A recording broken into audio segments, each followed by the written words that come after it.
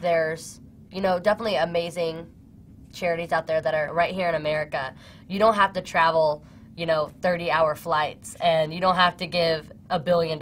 You know, it's not about that. It's not about how much or how far. It's about looking at your neighbors and seeing how you can help. This isn't just stuff that is all over the world. It's right here, right next to you, and it's important to get involved for sure.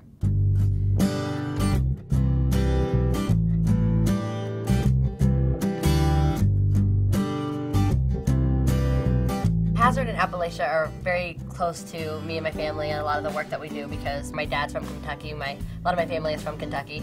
So it's really important to come back to a place that's like home and you help the, you know, people that help you become who you are. Hello everybody! Blessings in a Backpack was important for us because not only is this, you know, feeding kids that may not necessarily have food besides, you know, the times that they get to eat at school, but when they do have, you know, a breakfast or food over the weekend, they have the energy to do their homework because they've had, you know, food to eat. Children in America are not getting an education because they don't have enough food to eat. And that portends all kinds of terrible stuff for the future of this country in terms of jobs, employment, the type of people, the type of Americans that are raising. Mr. Stan Curtis contacted me and said, Sandy, your school system has been selected by a private donor to provide the Blessings in a Backpack program. Basically, our program feeds 425 students, but I understand we're going up to 600 for the next year.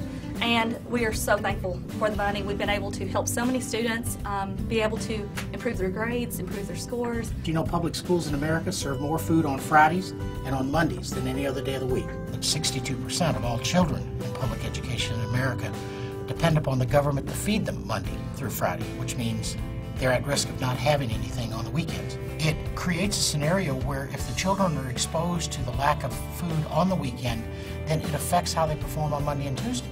Most tests are on Friday. You know. And you can't teach them if they're not here. Getting them there on Friday that's quintessential, I think, to the program. So giving them a backpack like this, they want to come to school on Friday to get the backpack. Right. And they want to bring it back on Monday so it'll fill them up the next week. Since I've been getting the backpack, my grades has been getting a lot better. Frankly, it works. I mean, you know, I've never been in a school where when you feed children they don't get better grades, or they come to school more often, or they have better self-esteem. Nice to meet you. Yeah. What I really enjoy is some of the students that receive the backpacks, they volunteered to come help themselves pack the food so that they're also helping, not just receiving, but they're willing to help and earn their food for that week. The great thing about it is Miley's not talking about doing it. She has been doing it. I mean, that's compassion and action at the same time.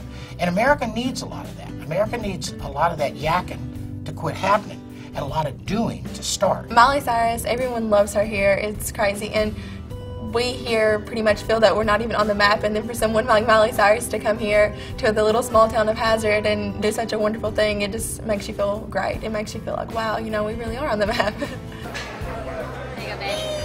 Hi, I like your glittering shirt. Just seeing their face like light up, so they get so excited and just see that, you know, that smile more than once. If you see it once in your entire life, I say you're really lucky. But if you see it more than that, it's, you know, a miracle of what we've been able to do and what we've been able to accomplish.